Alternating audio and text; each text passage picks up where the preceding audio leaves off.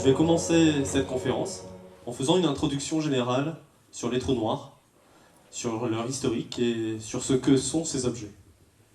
Ici, vous l'avez reconnu, vous avez la première image d'un trou noir qui a été prise il y a quelques temps, révélée au public le 10 avril 2019. C'est pour la première fois que les scientifiques ont été capables de montrer, par une preuve directe, que les trous noirs existent. La notion de trou noir, si on veut la comprendre, il faut faire un peu d'histoire. Elle commence au beau milieu de la Première Guerre mondiale. On est à la fin de l'année 1915, début de l'année 1916. La Première Guerre mondiale fait rage en Europe. Et on a cet homme, Karl Schwarzschild, il a un peu plus de 40 ans, et il est artilleur allemand sur le front russe. Il se bat. Et quand il a quelques heures de temps libre devant lui, il lit des articles scientifiques et il essaye de comprendre les mystères de l'univers. Et à la fin de l'année 1915, il s'est passé quelque chose d'incroyable en physique. Il s'est passé quelque chose d'incroyable lorsque un physicien, qui a aussi la quarantaine à cette époque-là, Albert Einstein, publie un article dans lequel il explique et il révèle au monde les équations qui portent désormais son nom, les équations d'Einstein. Alors les équations d'Einstein, je vous les ai écrites ici. Vous voyez, c'est très simple. C'est une équation, donc il y a deux termes, qui sont séparés par une égalité, un signe égal. Il y a G mu nu égale T mu nu. Mu nu, c'est pour dire les indices en lettres grecques. G mu nu égale T mu nu. Alors bien sûr, si on en reste là et qu'on regarde simplement cette équation comme un symbole, on peut se dire que c'est simplement de la cabale, qu'il n'y a pas vraiment de signification. Pour comprendre vraiment la signification de ces équations, il faut que je vous dise ce que c'est que G mu nu et T mu nu. En fait, je n'ai pas écrit leur expression explicite, mais il y a de lourdes équations mathématiques qui sont derrière. Et là, c'est la façon synthétisée de vous présenter les équations d'Einstein. À gauche, G mu nu, c'est la géométrie. C'est la géométrie de votre espace-temps. Les équations d'Einstein décrivent comment l'espace et le temps évoluent, comment ils sont courbés, comment ils se tordent. À droite, vous avez T mu nu. Et T mu nu décrit la matière, décrit comment toutes les choses que nous connaissons au quotidien, toutes les choses qui ont une masse, toutes les choses qui ont une énergie, aussi bien une pomme que la lumière, comment tout ce qu'on appelle matière déforme l'espace-temps, le courbe. Il nous dit en un mot que la matière courbe l'espace-temps et qu'en retour, l'espace-temps guide la matière quand elle se déplace. Et alors ces équations, les équations d'Einstein, on est à la fin de l'automne 1915, et voilà Karl Schwarzschild qui les lit, et qui va être le premier à trouver une solution à ces équations. Parce que qui dit équation dit inconnu. Il faut résoudre les équations. Et bien Schwarzschild va proposer, au début de l'année 1916, au plein milieu de la guerre, alors qu'il se bat sur le front russe, il publie un article dans lequel il dit voilà, j'ai trouvé une solution aux équations. Et aujourd'hui, cette solution, on l'appelle la métrique de Schwarzschild. Et je vous l'ai écrite ici. Voilà la métrique de Schwarzschild. Je ne vais pas vous dire, vous la décrire et vous dire ce qu'elle signifie. Je voulais juste que vous la voyiez. Mais je ne vais pas rentrer dans les détails mathématiques, mais je vais vous dire ce qu'elle signifie quand même. En fait, la métrique de Schwarzschild, elle décrit le champ gravitationnel près d'une masse. Exemple, la Terre. Vous savez tous ce que c'est que l'attraction gravitationnelle, vous en avez une idée. L'attraction gravitationnelle, c'est le fait que les choses tombent vers le bas lorsqu'on les lâche. Eh bien, la solution de Schwarzschild décrit comment un corps comme la Terre déforme l'espace-temps autour de lui, à sa surface. Et c'est cette déformation de l'espace-temps qui fait tomber les objets vers le bas, comme une pomme. L'équation de Schwarzschild décrit le champ gravitationnel, c'est comme ça qu'on dit, le champ gravitationnel près d'une masse sphérique.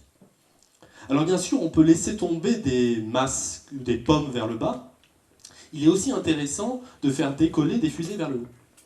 Alors pour faire décoller une fusée vers le haut, on a besoin de beaucoup d'énergie. Il faut que la fusée ait une vitesse suffisante, sinon elle reste collée au sol. Pour la Terre, par exemple, si on veut envoyer quelque chose dans l'espace, si on veut envoyer une fusée qui aille suffisamment loin et pour qu'elle ne soit plus soumise à l'attraction gravitationnelle, il faut qu'elle dépasse une vitesse de 11 km par seconde. Si vous lancez une pomme dans votre jardin, la pomme elle va tomber quelques mètres plus loin. Pourquoi? Parce que la pomme n'a pas assez de vitesse. Mais si jamais vous la lancez avec beaucoup d'énergie, la pomme, si jamais elle va plus vite que 11 km par seconde, alors la pomme quittera la surface de la Terre et continuera son chemin loin dans l'espace. Elle ne sera plus soumise à l'attraction gravitationnelle de la Terre. C'est ce qu'on appelle la vitesse de libération, ce 11 km par seconde. Et ça dépend de la masse du corps qui déforme l'espace-temps, ici la Terre.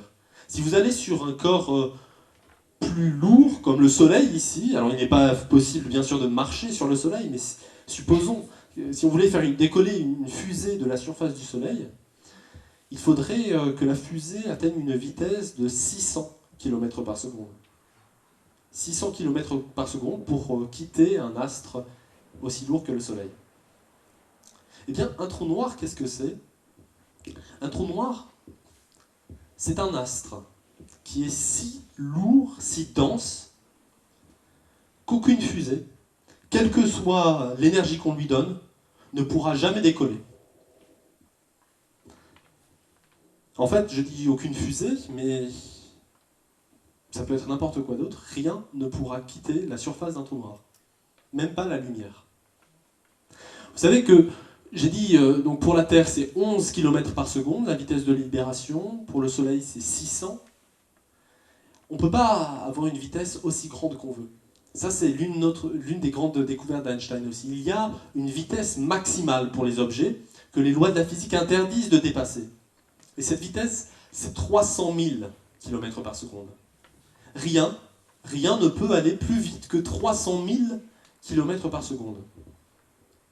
Eh bien, un trou noir, en fait, c'est un astre que si on voulait le quitter, il faudrait aller à une vitesse plus importante que 300 000 par seconde, 300 000 km par seconde. Et ça, c'est pas possible. Alors en fait, un trou noir, il ne faut pas l'imaginer comme un astre qui a une surface, justement.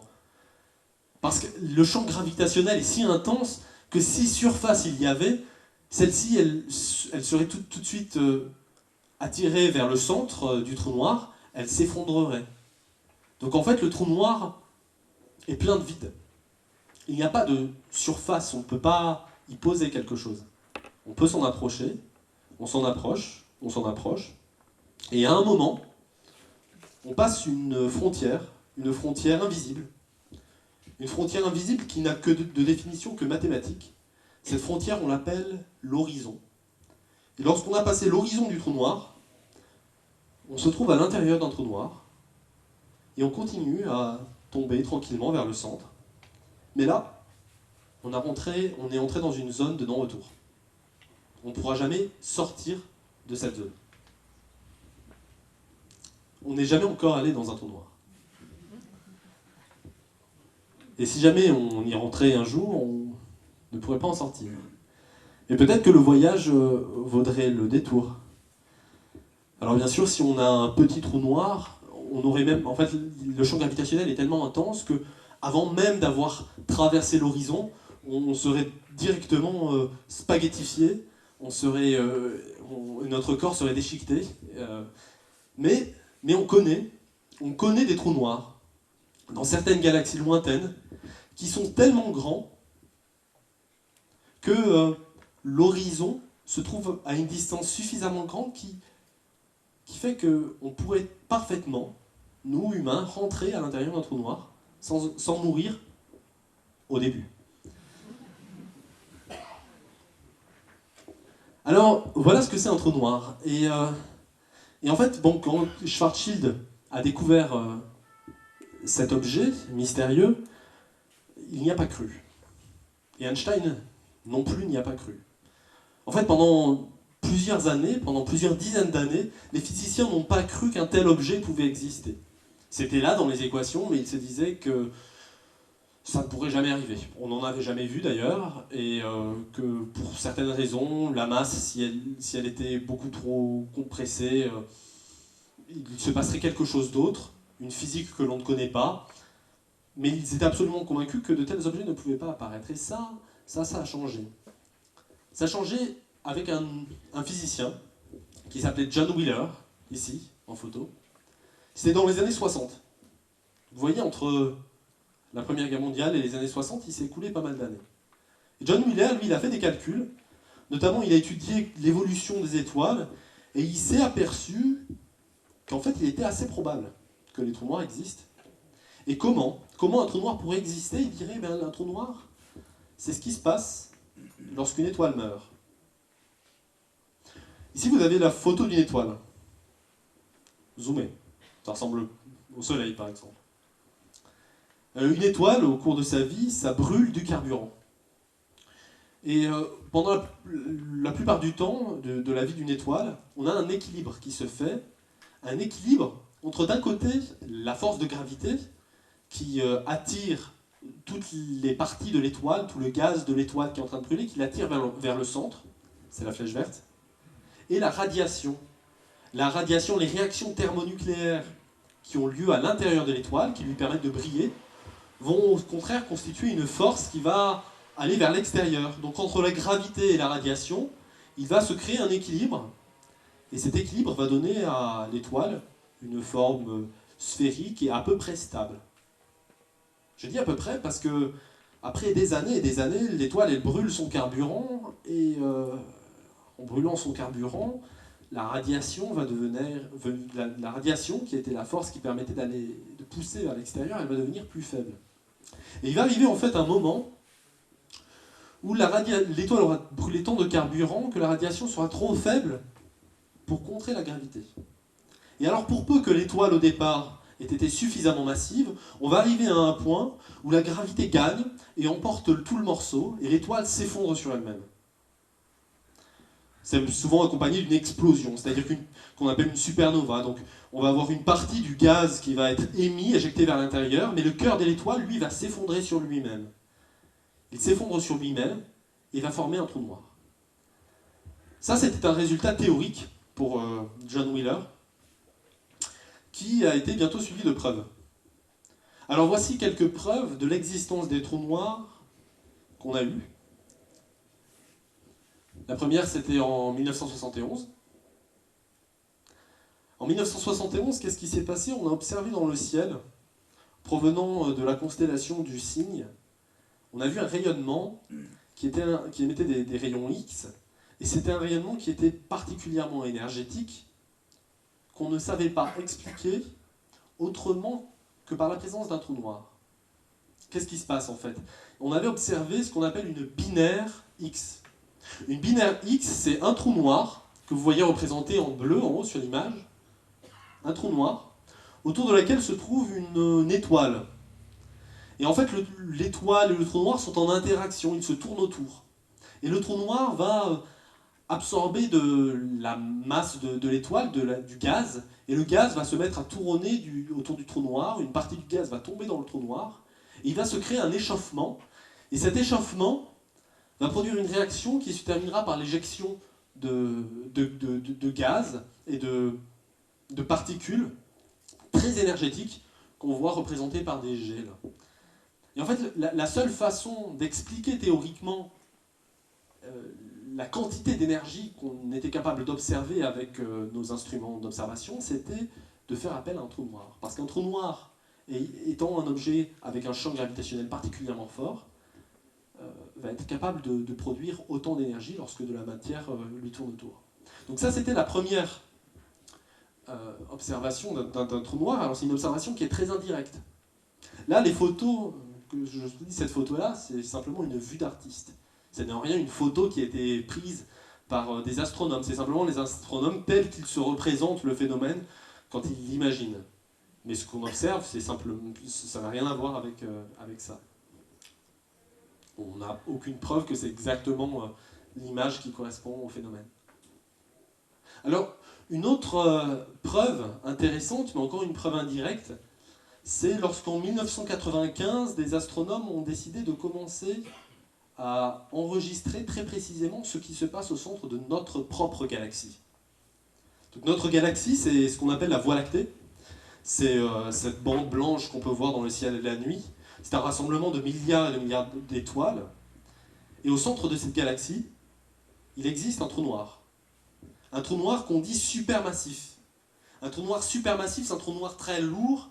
En fait, c'est un trou noir qui fait plusieurs millions de fois la masse du Soleil. Et qu'est-ce qu'ils ont fait, les astronomes, à partir de 1995? Ils ont observé le mouvement des étoiles qui se trouvent à proximité du trou noir.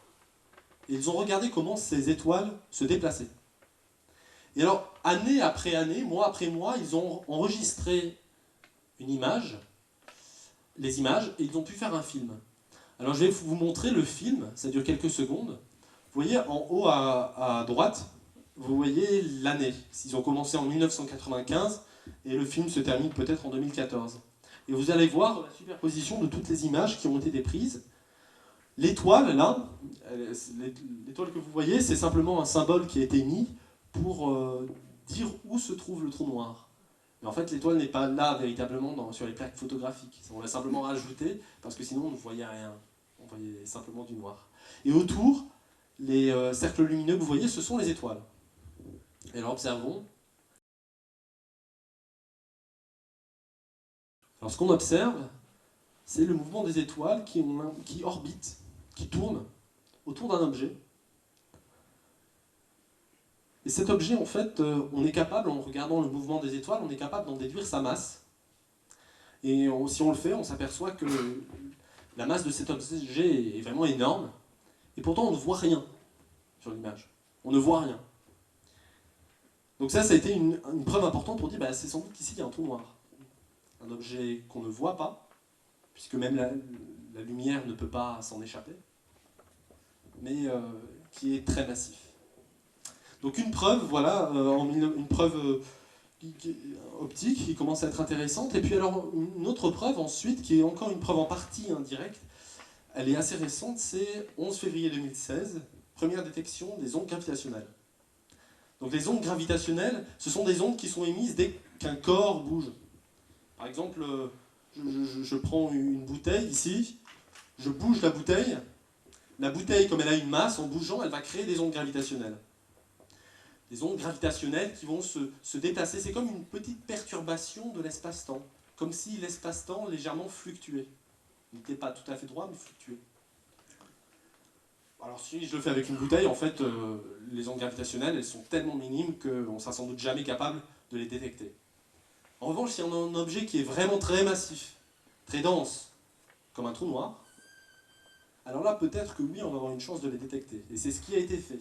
Ça a demandé beaucoup de temps, d'arriver à développer les appareils et la technologie pour le faire. Mais enfin, en 2016, on a observé pour la première fois des ondes gravitationnelles qui proviennent de deux trous noirs qui se tournent autour. Ces deux trous noirs qui se tournaient autour, et en fait, en tournant autour, ils se rapprochaient l'un de l'autre jusqu'au moment où ils ont fusionné en un trou noir encore plus gros. Et c'est ça qu'on a observé dans le signal des ondes gravitationnelles. Ça, c'est incroyable, ce qui s'est passé en 2017. En fait, ça a ouvert une porte à toute une nouvelle ère d'exploration astronomique. Parce que jusqu'à présent, toutes les informations qui nous provenaient du ciel, qui nous permettaient de construire nos théories, c'était une information lumineuse. C'est-à-dire que c'était de la lumière qu'on observait avec des télescopes, à différentes fréquences lumineuses, mais c'était ce qu'on appelle le champ électromagnétique. Là, pour la première fois, on détecte et on arrive à voir de l'information à partir d'un autre champ que le champ électromagnétique, à partir du champ gravitationnel, qui émet des ondes gravitationnelles. Donc, c'est comme si on avait découvert un nouvel œil, un nouvel organe qui nous permettait d'explorer tout un nouveau continent de l'univers. Alors s'est posé la question de prendre en photo un trou noir, enfin, pour de bon, parce que jusqu'à présent, les preuves, on a vu, ce sont des preuves assez indirectes.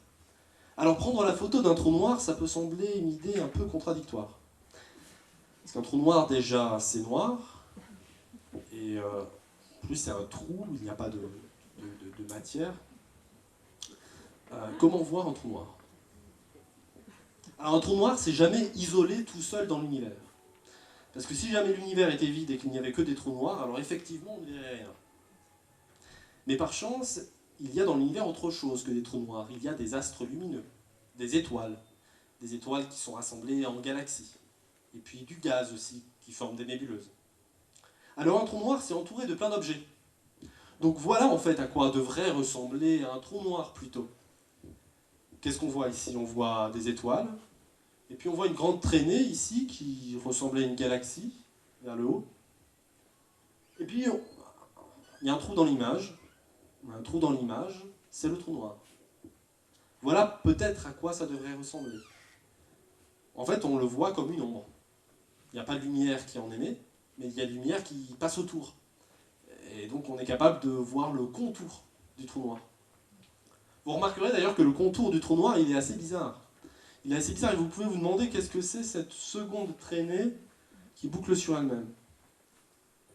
En fait, c'est la même galaxie que la traînée du haut. C'est le même objet. La traînée du haut et la traînée du bas. Alors, si c'est le même objet, pourquoi est-ce qu'on voit deux images? Pourquoi est-ce qu'on en voit une en haut et une en bas? Eh bien, c'est justement à cause du champ gravitationnel du trou noir. Que le champ gravitationnel du trou noir est si fort qu'il est capable de courber la lumière. Donc si on a des étoiles, des galaxies qui sont derrière le trou noir, ou proche du trou noir, la lumière qui s'approche du trou noir va être courbée par le trou noir. Et donc par exemple, la lumière d'une étoile qui est derrière le trou noir, il va y avoir une partie de la lumière qui va passer par-dessus le trou noir, et une partie de la lumière qui va passer par-dessous. C'est ce qu'on appelle l'effet de lentille gravitationnelle. Alors ça, la photo qui est ici, en fait, c'est pas une photo, c'est une simulation numérique. C'est-à-dire qu'on a demandé à un ordinateur, on a codé dans un ordinateur les équations d'Einstein, la solution de Schwarzschild. On a dit, bon bah ici on a des étoiles, ici on a une galaxie, qu'est-ce qu'on devrait observer?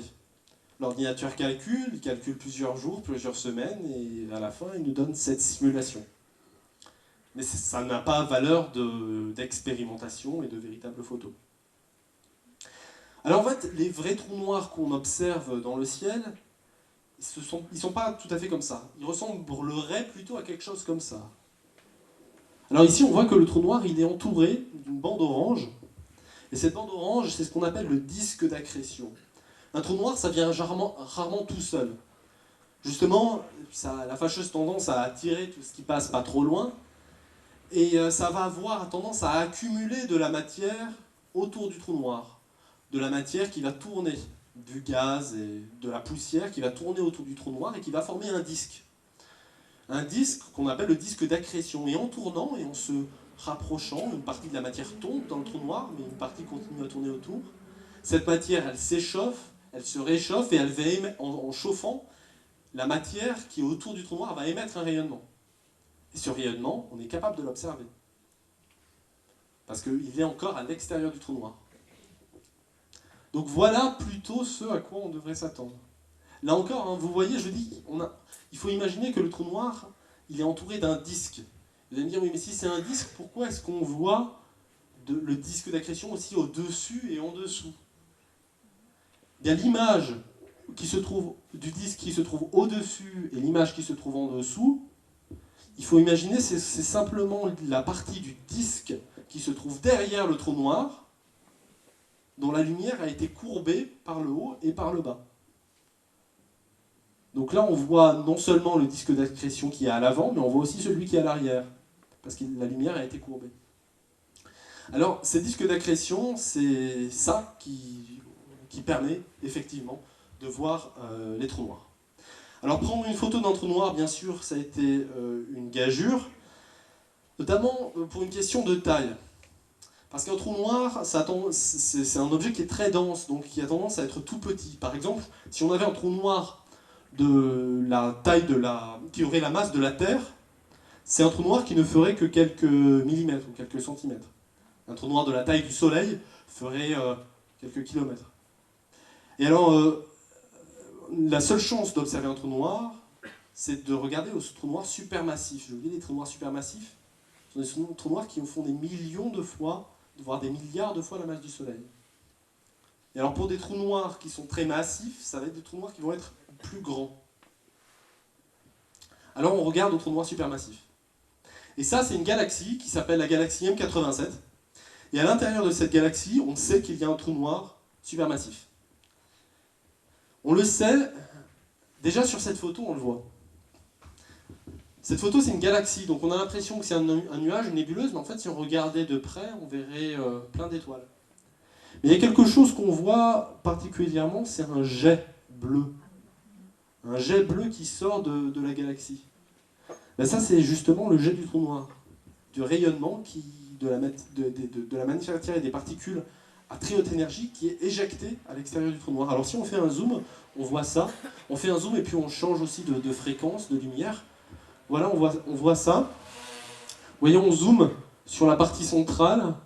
On observe le jet, beaucoup mieux. On zoome encore. Voilà le jet de matière qui permet de localiser le trou noir. Donc on se dit, bon, ben, le trou noir, il va être quelque part par là. Donc on va faire un zoom encore. On zoome. Et voilà. Voilà la taille du trou noir, ce à quoi on s'attend. Donc un trou noir, c'est vraiment tout petit, parmi les objets qui existent.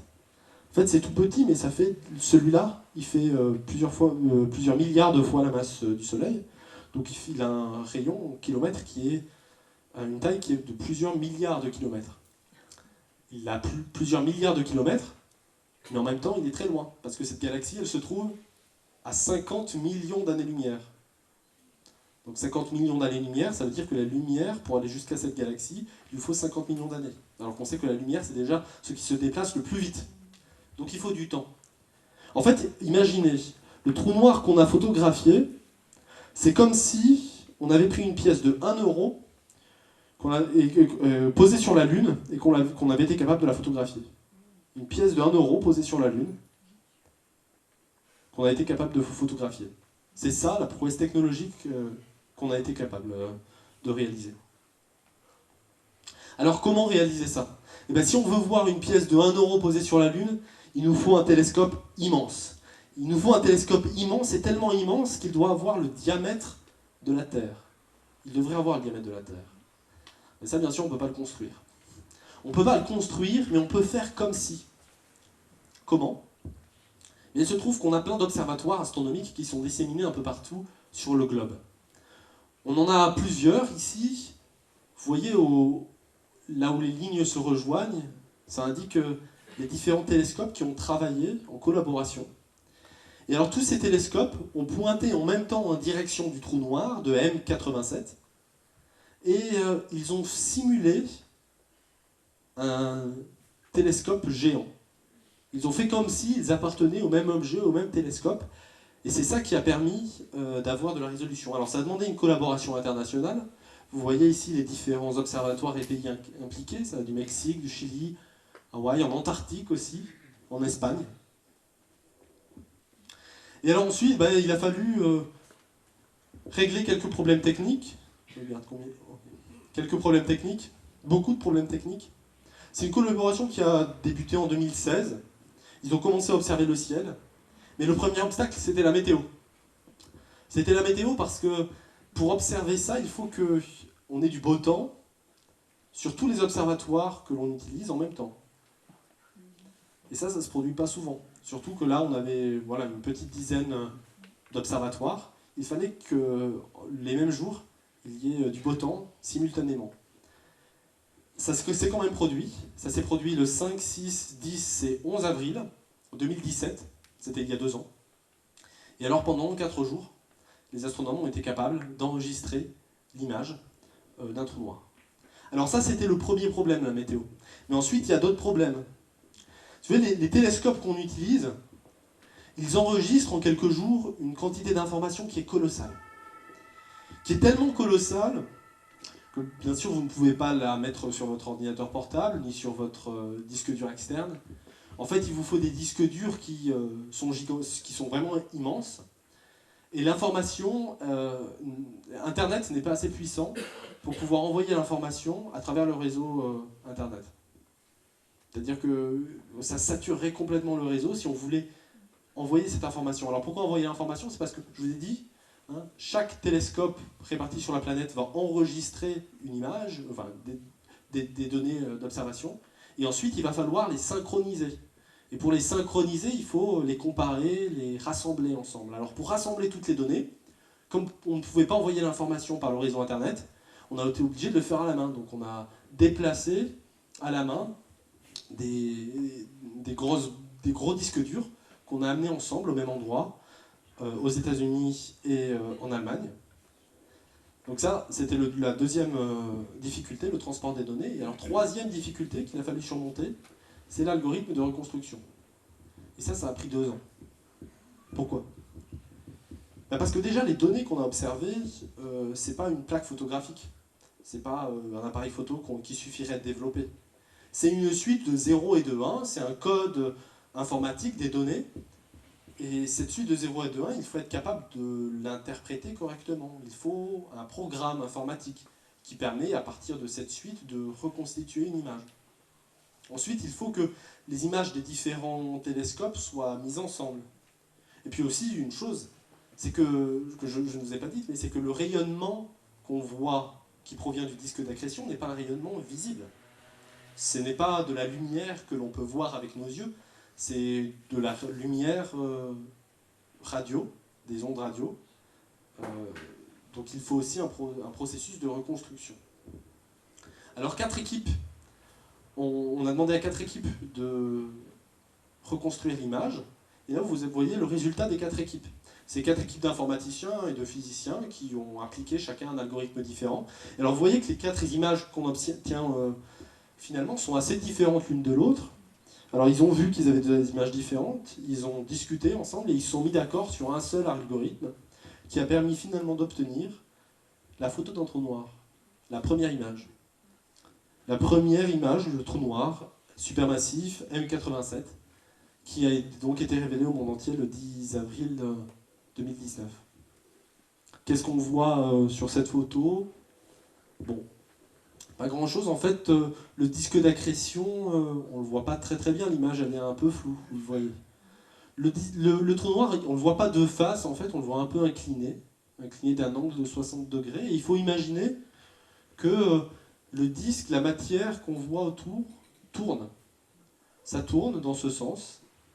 Et voilà, avec ça, on a été capable d'avoir quelques informations sur la masse du trou noir, notamment, plus précises. Dans les années à venir, on va bien sûr continuer les observations et on va, d'ici quelques temps, avoir aussi l'image d'un autre trou noir, qui est le trou noir qui est au centre de notre propre galaxie et qui s'appelle Sagittarius A. On va aussi ensuite avoir une meilleure résolution, parce que là pour l'instant c'est assez flou. Et en tout cas, sans doute beaucoup de surprises qui nous permettront de connaître bientôt un peu plus les secrets de l'univers. Je vous remercie pour votre attention.